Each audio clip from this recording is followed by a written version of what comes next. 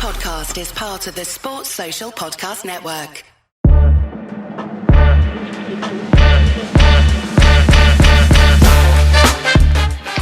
Welcome to the Ospreys Eyrie.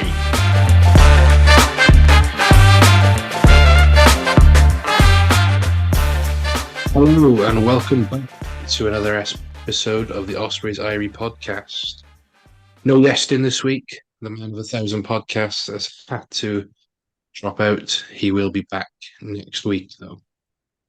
Today, stuck with myself, James, and Darren.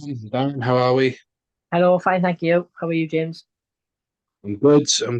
Getting excited for the first home game of the season. I'm coming home for it. Hopefully, we'll have a decent crowd down there. Celebrate Tips's 201st game now. And yeah, hoping to be a really good day. This week, talk about the match, which we unfortunately lost away at Connacht, and then look ahead to the home game at Zebre. Did you manage to watch the game against Connacht, Dad? I picked up some highlights. Obviously, I was working, so when I got home, I managed to pick up some highlights. But I heard that we won the best in the first opening half hour of the game. But yeah, we'll leave that there. Yeah, I didn't manage to watch it live. I was away in the Isle of Wight playing myself. So I managed. All I was doing was keeping up with group chats and BBC Sport until I could watch it the day after. Very, very interesting game. Definitely, like you said, we weren't great in the first half hour. Game of two halves, absolutely. Just to recap, the match finished Connacht 34, Ospreys 26. Scrum half Keelan Blade scoring a hat-trick within 34 minutes for centre forward. Got the 4-try bonus point just after half-time. Former Dragons player JJ Hanrahan kicked 4 conversions and 2 penalties to bring the total to 34. Ospreys went into the first half hour 27-0 down before Keenan Giles finished off a very slick move off the line-out, scoring in 38 minutes. Owen Williams didn't manage to convert. Second half then, Ospreys came out firing with Ruben Morgan-Williams going over after some lovely hands by fullback Max Nagy and replacement fly half Jack Walsh. More on him later. Forwards then wanted to say with James Ratti going over after a lengthy TMO review before Rhys Davis bundled his way over in the 75th minute to Ospreys the 4-try bonus point, meaning they come away with some points. Jack picking 3 conversions. That missed conversion by Owen Williams proving costly, meaning Ospreys didn't come away with that losing bonus point. So, the facts of the match. Let's get in to the actual game itself, and I'll start with the negatives. Stay at the office up front. We said last week that Connacht were going to be physical, confrontational, and they came at us in the set piece, especially. Ospreys had the second poorest line-out success rate, 71.4%, between Ethan Lewis and debutant Lewis Lloyd. And then in the scrum, especially in the first half, young Garen Phillips, who, in all fairness, Booth has come out this week and defended, got put to the sword by the Connacht front row. Rhys Henry came on at loose head and shored things up in the scrum in the second half, but then penalties did prove costly in the end. That was your take on the set piece. Is it just a case of when we have Nicky and Gareth Thomas back, we'll be a bit better, or is it a sign of things to come for the season?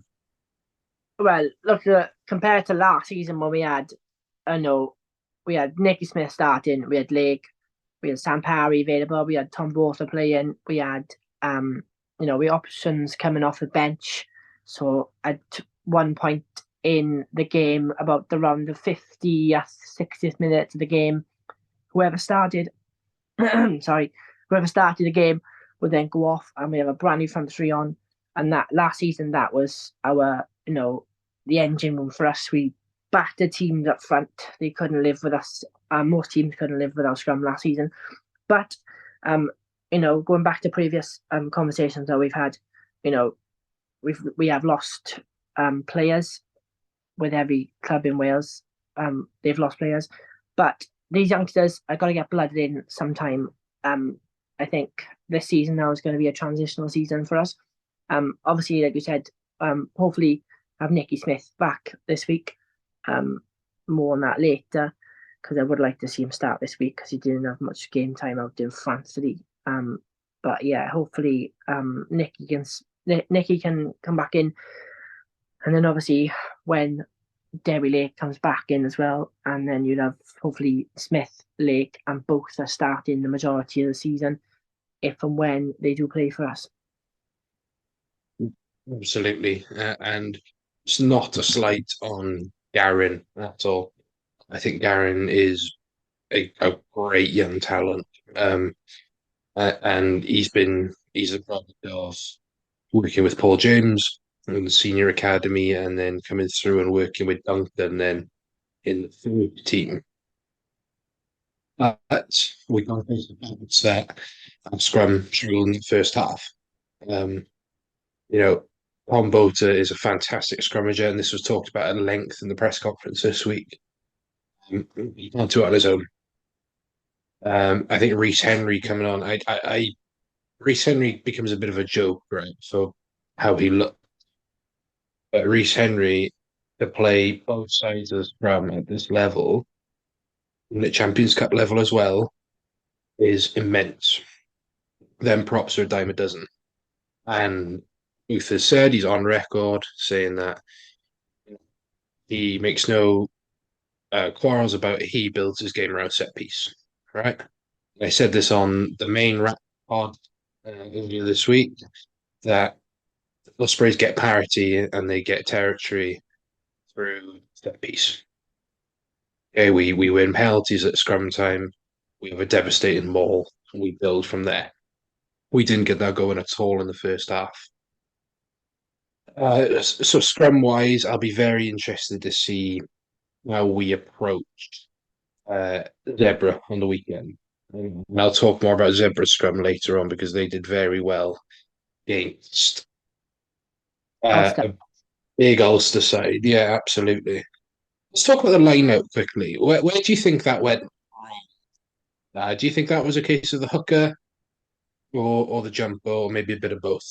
I think a bit of both, to be honest. At the end of the day, they practice all week on like certain calls, and then when it comes to match day, I think things goes out the window, or they just forget about certain calls, and then they just throw it into the lineup, hoping for the best, and then hoping they catch it, and then go from there. Like, but I don't know what was happening, to be honest. I don't know. I don't want to put blame on one person, not the other, because at the end of the day, it's their job. Like, and they're both responsible. Both hooker and line out catcher, for calling that line out, whatever call they're going to make. But yeah, I'm going to put blame on both of them, because if something's not right, then surely before your next scrum or line out, mainly line out, you say to the hooker, "This is what call we're going to do. Stick to it. Let's not mess this one up," and then go again. Then. Yeah, absolutely. It's I think the blame lies equally between the caller and the jumper. It's very difficult, I think, when you lose such a pivotal part of your lineup in Adam Beard, who calls it at club level. You have Rhys Davis, who I have seen call the lineup before for himself. Will Griff obviously coming back into the team. We lose him in the second half. Sutton comes on, who isn't a lineup caller. You've got Ratty in there, who's a great lineup forward, and Tips, who was, let's not beat around the bush, was outside of, well, he was Wales's main lineup forward for years and years and years, and knowing Tips, and he has an obsession with the lineouts, and Richard Kelly won't be happy with that stat at 71.4%. And it is tough when, you can argue that Sam Parry is our number one hooker because he is here for the whole season. He is on his way back. Luther said he's touch and go. We'll see how he responds to training this week. Hopefully that means he is at least on the bench on Saturday. We said on the pod that Ethan Lewis, I think, is a great little signing for us. He's a great, great squad player. And Harley Worthy, the Cardiff correspondent, if you want to call him, agrees. He's never going to be one that's going to set the world on fire, but as a fundamental hooker, I think he's great. I just think we maybe didn't call the best on Saturday, and when we did, it worked. So, yeah, if it continues against Zebre, and we've got a problem, then we're looking to fast track Sam and Dewi back in. But I am more frustrated at the scrum given penalties there, and you could see in the second half when Ospreys did get the nudge, how much it meant to Tommy Boter and to Garin. So that was a set piece. I think that was probably the second biggest problem on the weekend. But the biggest problem that first half was that soft defence. So Mark Jones, obviously high profile signing in the coaching department, having come with very high remarks from the Wales under-20s after their semi-successful campaign. But that being said, defence was an issue on Saturday. Toby Booth has said in multiple press conferences that it's difficult with a reduced squad size to replicate game physicality. It also applies to the scrum as well. Having two full front rows is very difficult to replicate scrum. Hence why the Ospreys have consistently trained with the likes of Swansea University, Bath Rugby, Dragons, and Cardiff throughout their long pre-season. The Ospreys have been in camp for around 13 weeks, and on one hand, it is worrying that the defensive system hasn't been fully realised. But I also appreciate that it's very difficult to implement over a short period of time without games or game physicality. And doing a bit of research on this, I think the best example I could find on this is Sean Edwards, who is arguably the best defensive coach ever. Was never the Lions defense coach again after 2009 because I think his system wasn't enough. You couldn't implement it quick enough. That's why Andy Farrell took back over. Looking at the tries on Saturday, it was soft defense. It was really soft in the middle, not quick enough, looking up, scanning in front of us, really basic stuff that could have been avoided. Actually, should have been avoided because they are pro rugby players and they should be able to tackle. Is it something to worry about, Darren? How soft that defence was in the first half, or do you think that's something that's going to get better as the season goes on? Well, they were just carving through us when they in that first half. There were so many missed tackles, and as you alluded to earlier, the first half hat trick for Commacht scrum half Blade. I think one of the try he scored, they just ran through our defence, offloaded, and then he was just in under the post. And then I was like, yeah, fair enough. We've trained for been in camp for 13 weeks. No, only had 2 preseason games. But at the end of the day, you are paid professionals. This is your job. This is what you work for, train for, week in, week out. Yes, squad sizes are have been reduced this season, but it's not an excuse for me. It's like when people bring out the old excuse of we rely on the Wales players too much. No, you're at the end of the a squad. You're a unit. You've trained all week for a reason. And then you've all mentioned Mark Jones. Obviously, he's new to the region. It's going to take time to implement what he wants the boys to do defensively. It's going to be a learning curve this season, but we're just going to hopefully rely on whatever he's trying to implement with the boys, and it sticks. And towards the end of the season, we see the results, because we can't really judge him on two preseason games and then you had the game against Connacht the weekend. I think come Christmas time, I think we should sit down and chat to see how he's doing defensive wise. But it's early days yet from his point of view. Yeah, no, I can't really argue with any of that, to be honest. I think that as a defensive system, it should have been tighter. Um, you look at, I think it's the second try where we put a big shot in, maybe the third try for Connor. We put a big shot in, the ball comes spilling out. It lands with Connacht's player who literally all he does is turn around and then runs a gap where I think it's between Gary Phillips and another player. And why is that gap there? We didn't make an effort to find that and make that tackle. They go through, like you said, offload and score. And I hadn't looked at the defensive stats actually about um, how bad we were. So we made 156 tackles on the weekend and missed 25 of them.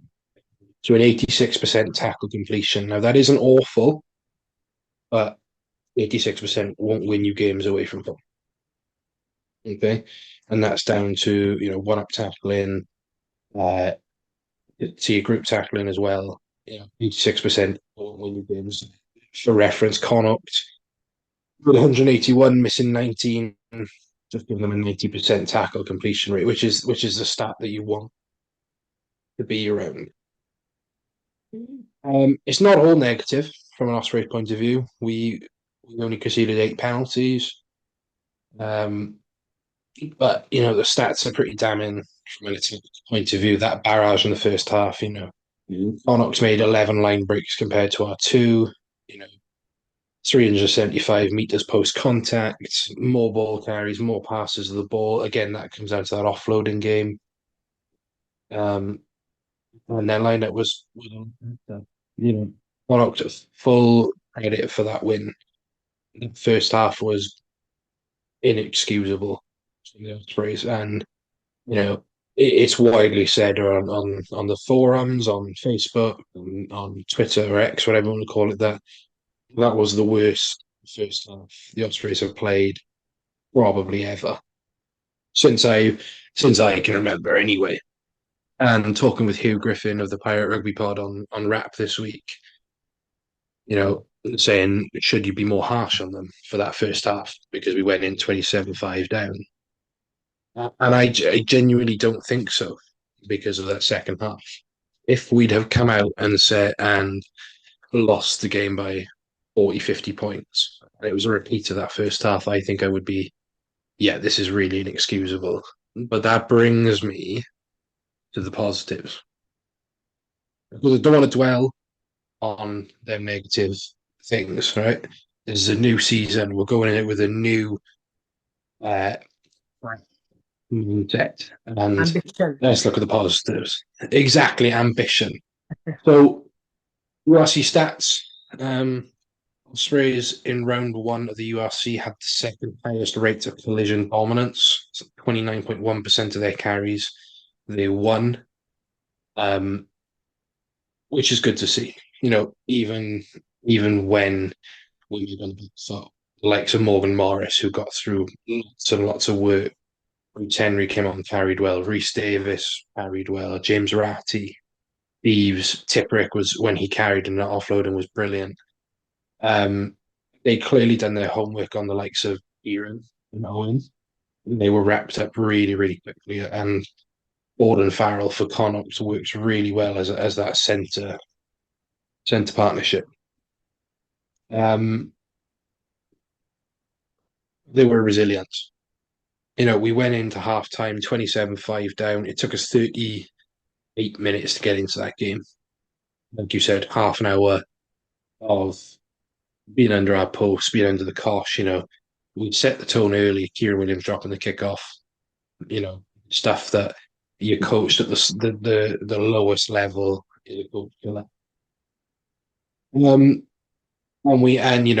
I think best way to look at it is the game last year where we went there, conceded 50.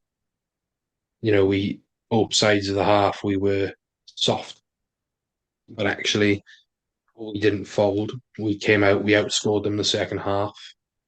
We let them in with a soft try. But we outscored them 3 tries to 1. Yeah, what do you make of that resilience in the second half to come out and to play like that when they could have just rolled over? Sorry. I think it shows character and what Toby's probably been drilling into the boys for like 13 weeks. Yes, 27 are down inside half an hour. It's a negative.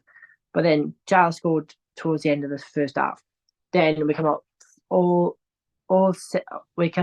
guns blazing in that second half. Tries from Ruben Morgan Williams, Ratty, and Rhys Davis. 4 tries, and then to come up short at the end showed great character, great belief from the boys. They could have folded in. They could have said, "No, this game's done. What's the point?" But they showed grit and determination to come back. But yeah, it could have been a lot worse. Could have been a 40, 50 point if we didn't come out that second half and the way we did. But yeah, we showed. I think we showed some positives. Hopefully, we can pick up where we left off next weekend. Now, the weekend coming, 4 tries, not easy going to corner, never an easy upset going there. But yeah, some positive to bring back for the Zebre game on the weekend. And Justin said last week, I think on both pods that Connacht is the third hardest place to go for the start. If you're an Ospreys person, if you weren't on a tour to South Africa, like our friends in the West were, Connacht away is the one I would have wanted the least, apart from Rodney Parade. But yeah, absolutely great resilience to keep us in the game. I think he got his substitution spot on. I think that goes on to my next point. The subs, I thought a bench had a real impact. And I was listening to the Dragons Lair pod today with Jamie and Gaz, who noted that the Dragons bench just didn't add anything in that Edinburgh game. And ours did. I thought Owen Williams had a really poor game for us. It's his worst game for us since he's joined the club last Christmas. I don't think he looked entirely fit, to be honest. He could just be shaking off the cobwebs. He only played that Cardiff game. He didn't play against the Dragons.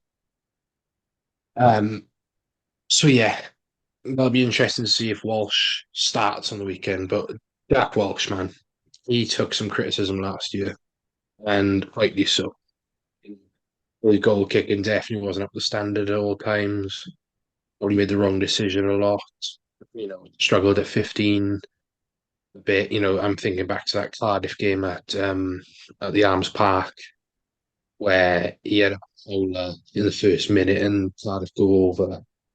So he's come under some fire, but in all of pre-season, I think he's been fantastic, and he showed that again on Saturday. He comes on, he hits lines really well. His kicking's been great. Tries. I can't speak highly enough of the boy. Talking about resiliency in squad. Let's talk about resiliency in Jack Walsh. What's your thoughts on Jack? Is he one to lead us at the starting 10, or do you think he works better off the bench as a finisher? Well, I think it's nice to have 2 10s really at your disposal. I think Owen Williams brings confidence, and he also brings more experience. But Jack Walsh, up and coming player, of course, like you said, didn't have the best of season last season, come under scrutiny at some points. But I remember going up down west to watch that Derby game, and he obviously slotted over that last minute conversion to draw the game. Otherwise, we would have lost, and that wasn't the easiest of conversions from him on his first outing, I believe, for that game. But yeah, I think hopefully it was just a one game that Owen Williams had, and he'll forget about it, and he'll be okay for the next game.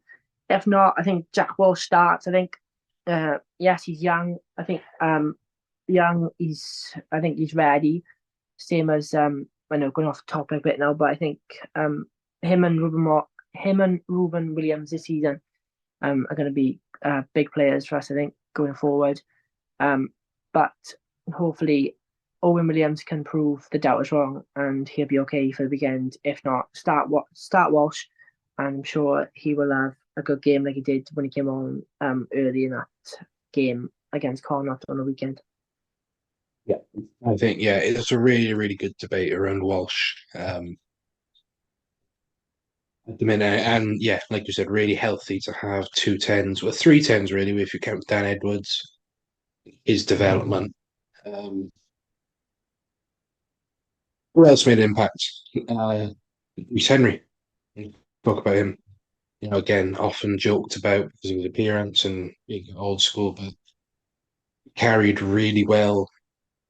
He shored up that scrum on the loosehead side, which I have to remind people, the loosehead side is not his stronger side. He is a tight head, can play loosehead.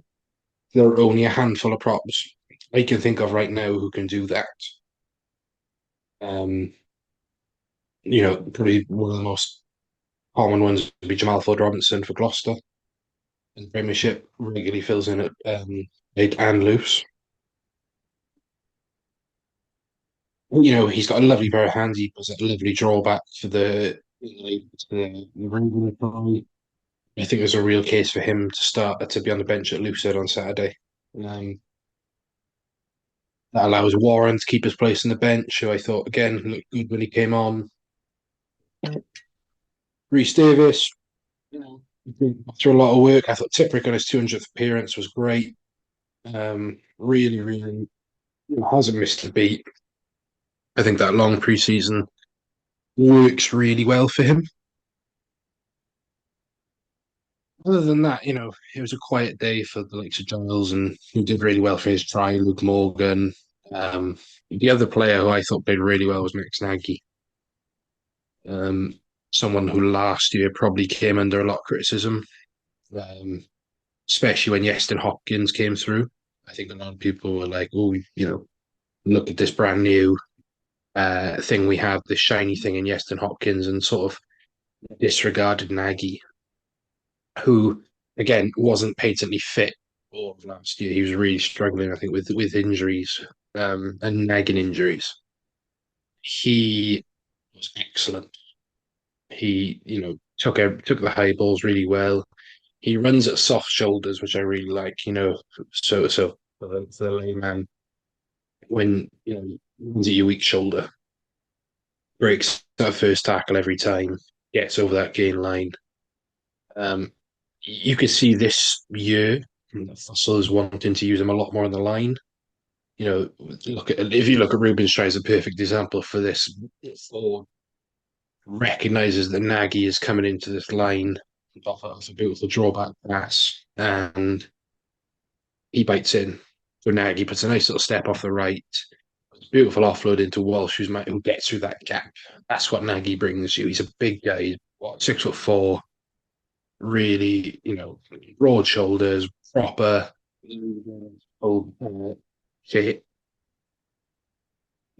I think he's our fullback going forward. Obviously, Yeston Hopkins injured at the minute. Interesting to see whether he comes in for some of the European games. But Nagy definitely gets that nod at fullback. Now, the one thing I want to talk about briefly, because this is something I want to talk about next week in a lot more depth with Yeston back as well, is the Ospreys ball in hand a lot more against Connacht than they have in previous years. look at tries 1 and 2. They play some very sexy rugby. Now, you and I are both very active in Ospreys communities online, and you know that fans have been clamoring for this sexy rugby for a while. This keep it in the hands, throw it out wide. Data from the URC affirms that when the Ospreys win, they average nearly 16 carries less because they're kicking the ball a lot more. What do you think? Do you think Ospreys continue with this? Keep the ball in hand a lot more and hope it sticks? Or do you think, no, let's go to what's safe, to the kicking game, the territory? What do you think? I think it all depends on the opposition we play. So using last week as an example, playing a corner, we couldn't really play. In my opinion, we couldn't really play a kicking game because you don't know what type of weather they're going to have. So ball in hand, I think, was the option for us in Connacht, and we scored 4 tries. But then, say now we're playing ourselves into danger, or we got a dangerous team we're playing against, and their fullback is known for like dropping high balls or is not very good in the air. Then we try and implement a kicking game to try and get us up the field, put their 15 or 10 under pressure, and then win the aerial battle that way. But I think it all depends on the opposition we're playing. But yeah, so personally, it all depends on who we're playing. But as you, James, alluded to, the sexy rugby, as you called it, I think, going forward, we need fans pay to watch attacking rugby, none of this dull malarkey or table tennis kicking it back and forth all the time. That's boring. But it all depends on the opposition, like I said. But fans are crying. I've always been crying out for attacking rugby, flair, like New Zealand esque, chucking it about and like offloads left, right, and centre, and just like enjoying playing rugby.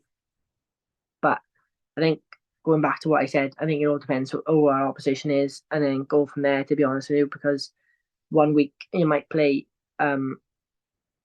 great rugby, throwing it about, and looking to play, and then that backfires. Or then if you play the kicking game and that backfires and lose the game, then you're like, oh well, that was our fault for not beating the opposition. But that's just my opinion, to be honest with you. Absolutely. You've got to strike that balance, I think. And I'm going to go on that sort of discussion with a comment from our co-host, Yestin, who, when I posed a question to fans on Facebook, said this. I think of the last 2 seasons, we have seen the Ospreys go from one end to the other. 2 seasons ago, there was a lot of kicking and trust in defence, whereas last year we saw more of a running game, which, was faulty at times. Toby mentions quite a lot that he wants the players to make the key decisions.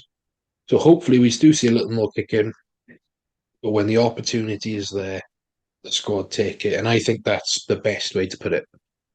I would like to see us kick the ball a bit more and put pressure on opposition with chases and things like that. And then put pressure, line out times and whatnot, and get them small gains. Play the rugby halfway into their 10-meter line, not the other way around. In terms of playing the attractive, the sexy rugby, is it always effective? We going up against Zebre now, who we'll talk about Zebre in a minute, and their success on the weekend. But is sexy rugby going to be the way to break Zebre? I don't think so personally. We'll come on to that now. So let's look ahead to Zebre at home at Swansea.com Stadium for is it a 1 p.m. kickoff there? Yeah, it is, yeah. 1 p.m. kickoff live on BBC Scrum 5. But if you can, get down to the Swansea.com Stadium, support the boys in their first home game of the season. Zebre put in a fantastic performance against Ulster. The URC before the game predicted them to lose by 28 points, despite them being at home.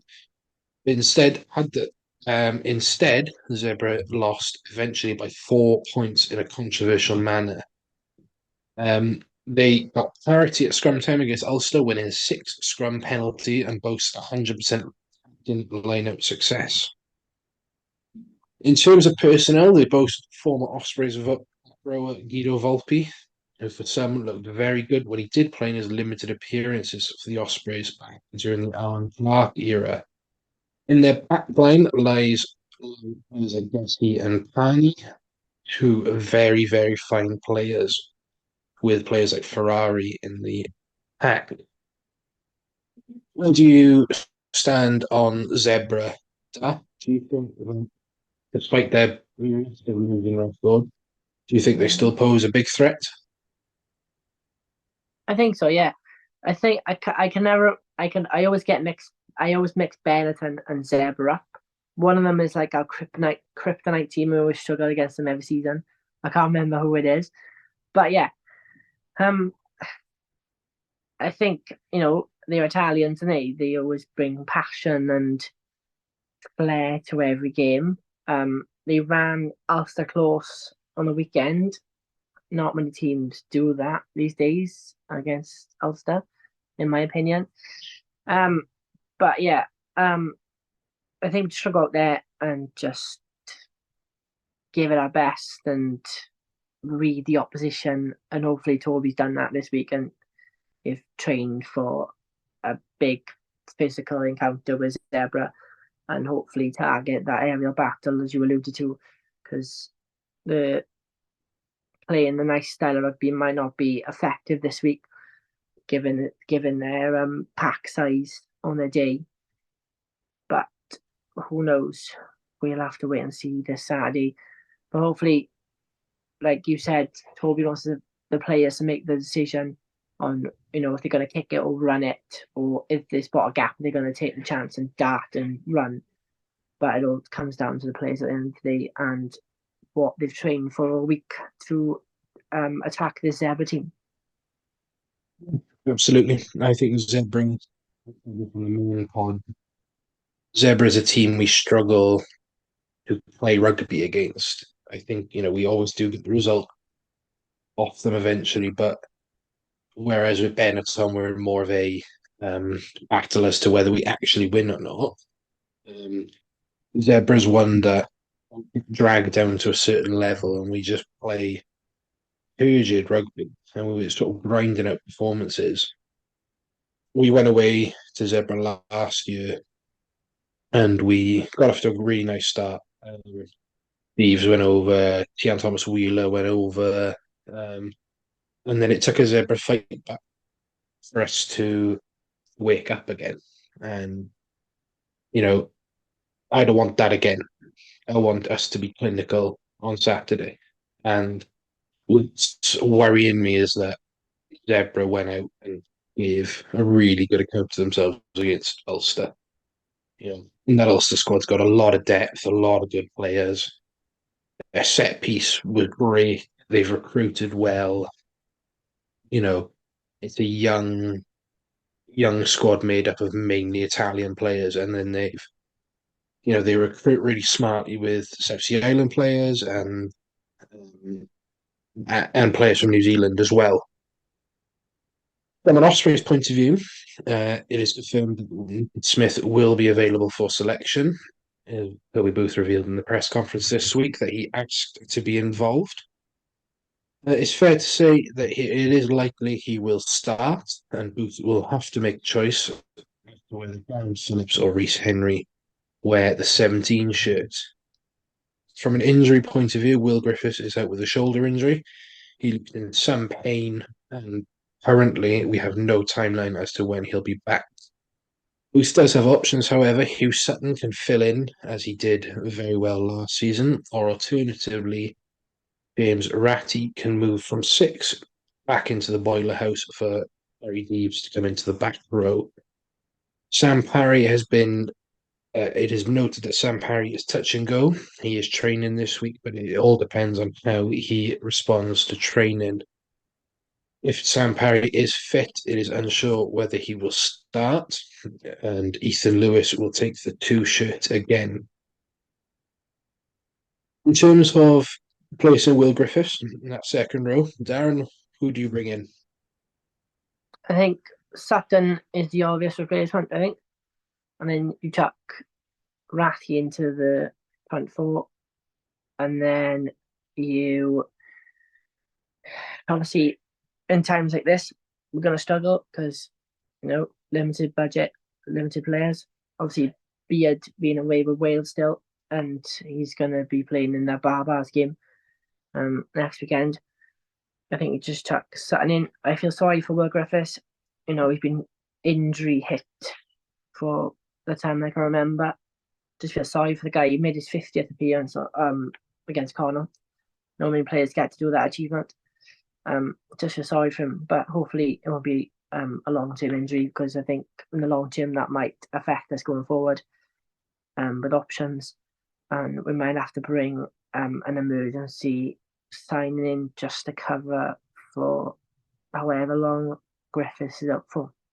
But I would definitely start Sutton on Saturday in the replacement of Griffiths. I think Midge signing probably would be too far. I think if he does move Sutton into the second row, probably see the likes of James Fender come in onto the bench. Good opportunity for him. A lot of hype around that young man. Really, leads from the front. Had a really good loan spell down at Cornish Pirates. You could also look at maybe Lewis Jones, Tristan Davis if he's available. So they're really young. I think most likely, if you want some consistency, you'll bring Sutton into that second row and put Fender on the bench. Can't see him moving right. Can't see him setting the balance that back row, personally. But we will see. Any other changes you'd make to the squad there? Or do you think that he'll largely keep that same squad going into Saturday? We've talked about Nicky. We've Yeah. talked about Sutton. Anyone else you'd like to see come in? No, I think it's all fine. Personally, I'd like to see Nicky Smith maybe start, but is that too harsh on Garen Phillips, because Garen started. Garen's been there since day one in before the preseason started. Nicky's been away to Wales, but very unlucky not to get much game time out in France. But for me, I'd start Nicky Smith. No offense, because I think he's nothing against Garen. It's just a personal opinion. I think Nicky will hopefully shore up that front row, and then you have him and both, and then Ethan Lewis at 2, and hopefully the scrum, because the Italians will bring a powerful scrum, and I think Nick Smith will reassure that that scrum goes well the weekend. But nothing personal on Garen Phillips, but I think you've got to chuck a Wales international back in there, from my point of view, this weekend. Definitely Nicky, I think he's a start. It's not a slight on Garen at all. Quality come in. It's just whether Booth wants to keep Garen in that squad. Out in the backs, obviously the main talking point will be, do you keep Owen at 10? I think you do. I think Jack Welsh comes on then if you need to. I just think you can't give up on Owen for one bad game. He's a seasoned pro. He's been there. He's done this so many times before. I read on a forum thread on the Ospreys fan forum, is Ruben the right person to take us forward at 9? It's a very weird one. Ruben's had a really weird development as an Ospreys player, with being behind like Svalid Davis, Reece Webb. Didn't get the game time he deserved under Alan Clark. So actually, I think he's always been a nine that has to come on and make something happen. So now he's a starting scrum half. He's got to get into that thing of controlling the tempo of a game, knowing when to kick, his quality and choice of kick. So I think Ruben is the person to lead us forward, but equally, Luke Davis, Roger Lewis, Cameron Jones all have to be equally as good competition. Because I think if Ruben's just there playing 70 minutes a match and he's getting no competition, he doesn't improve and he's then not as effective. And I think it was Squidge Rugby on that forum who said something along those lines. So I think you keep that 9 and 10. I wouldn't be surprised if he looks at bringing Don Morris in, whether he brings him in as a centre and drops Watson maybe. And that's not because I think Owen played a really good game on Saturday. I just think you can't drop Kieran Williams, not on a game like this. Saying that Kieran wasn't perfect on Saturday, so we'll see. In terms of the back three, I think there's an argument to be made. You drop Luke Morgan, maybe putting Don Morris there. Do you need to bring in a Toby Fricker? You know, it's a weird one. I'd like to see Fricker get some game time. I really would. I think he's a class player. Comes with a lot of experience from the Bristol fans. Other than that, I can't see many changes being made. I think it'll be a very, very tough game. Um, but yeah, anything to add there? I just want an Ospreys win, to be honest. First game home. I just want to see us get our first W of the season, to be honest. I don't care how scrappy it is. I just want to see us get a win at home on Chipbrick's 201st appearance. Ultimately, the win is most important. Deny them a losing bonus point. Get that first win under the belt. Get some momentum of the Sharks game. And go from there. Then we just need that win. Well, as we move into wrap it up, then Darren, give me your score prediction for Ospreys versus Zebra. Ospreys 25, Zebre, Palmer 17. 25 Zebra 17. So you've gone Osp by 8. I think I had something similar in I said on the Rock podcast, but I've changed my mind. I think I'm gonna go Ospreys by 9. I'm gonna go Ospreys 20, Ospreys 30 to Zebras 21. So yeah, Ospreys by 9. Anyone to look out for this weekend, Darren? Anyone you think is going to have a standout performance if they play? Keelan Giles, speedster on the wing, underrated by Gatland. The guy has got so much to offer. If Gatland can't have him, the Ospreys will keep him as long as they can, and he will just keep scoring game after game, putting his speed to the test against defenders and beating them all season. What about you? Who do you think is going to be a stand-up player this weekend? I really want to see. I think Reece Davis. I just want to see him bully some forwards, like probably gnarly in people's faces. You know, maybe playing a bit of a Courtney Laws type game. Um, yeah, I think Reece Davis. Other than that, I think that's for tonight. So, just as a reminder, uh, Ospreys versus Zebra, 1 p.m. kickoff, Swansea.com Stadium. It is live on BBC Scrum 5. Highlights obviously shown on the Scrum 5 on the weekend. I have been James, joined as always by Darren. No Yeston next week. Hopefully we'll be back up to full numbers next week.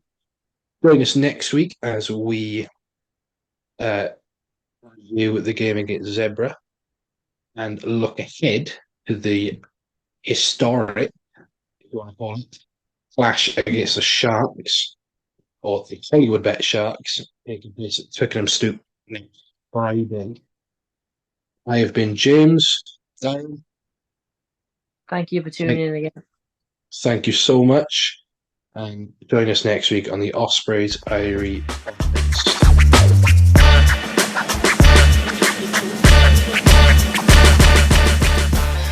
Thank you for listening to the Ospreys Irie podcast. We hope you enjoyed the show.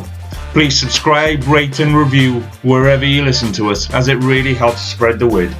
You can find us on all the usual social media channels or email us on welshregionalrugbypod@gmail.com.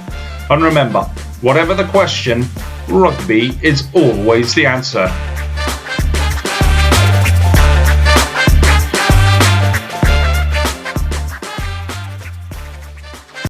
Sports Social Podcast Network.